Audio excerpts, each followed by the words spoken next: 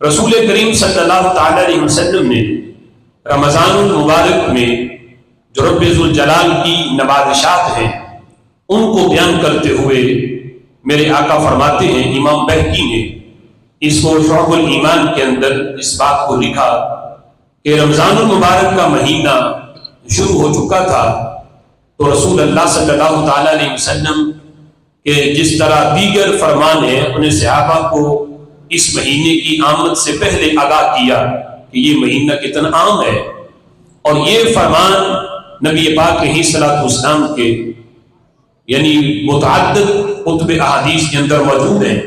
لیکن یہ جو فرمان ہے بالخصوص اس مہینے کے آغاز کے بعد میرے آقا علیہ الصلوۃ والسلام نے جس وقت رب ذوالجلال کی رحمتوں کو نازل ہوتے ہوئے اور برستے ہوئے اپنے غلاموں پہ دیکھا تو میرے آقا فرمانے لگے، لو یعلم العباد ما رمضان، اگر بندوں کو پتہ چل جائے کہ رمضان میں اللہ کی رحمت کی برسات کتنی ہے، اللہ کی نوازشات کتنی ہیں، اس کی سحری میں کتنی برکت ہے، اس کی افطاری میں کتنی برکت ہے، اس کا ہر لمحہ کتنا قیمتی ہے، تو میرے آقا فرماتے ہیں لَتَمَنَّتْ أُمَّتِي أَن يَكُونَ السَّنَةَ كُلَّهَا، تو پھر میری امت یہ تمنا کرے کہ اللہ ایک مہینہ رمضان نہیں رہنا چاہیے، پھر تو پورا سال ہی رمضان رہنا چاہیے، اگر پتہ چل جائے، یعنی بیان بھی کیا،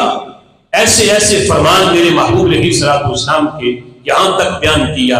کہ روزے دار سوئے تو حالت نیند میں بھی اس کی نیکیوں کا میٹر بند نہیں ہوتا، مسلسل اللہ اسے تسبیح کرنے کا ثواب اس کے کھاتے میں درج فرماتا ہے، اگرچہ وہ سویا ہوا ہے، لیکن فرمایا روزے دار کی ہڈیاں بھی تسبیح کرتی ہیں، وہ تو خاموش ہے لیکن حالت نیند میں اس کے جسم میں موجود ہڈیاں بھی تسبیح کر رہی ہیں، اور اس کا نیکیوں کا میٹر حالت نیند میں بھی مسلسل چل رہا ہے۔ اتنے فرمان ہیں کہ نوافل کا ریٹ فرائض کے برابر اور فرضوں کا 70 گنا بڑھ گیا، سب کچھ بیان بھی کیا، پھر فرمایا میرے صحابہ جو میں دیکھ رہا ہوں وہ ابھی تم نے نہیں دیکھا، میں نے جو بیان کیا وہ بھی ملتا ہے،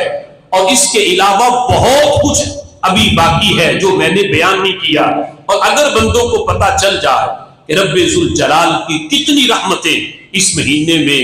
اور اس مہینے کے ہر لمحے میں برستی ہیں، لَتَمَنَّتْ أُمَّتِي أَن يَكُونَ السَّنَةَ كُلَّهَا، تو میری امت پھر یہ تمنا کرے کہ پورا سال ہی رمضان کا موسم رہنا چاہیے۔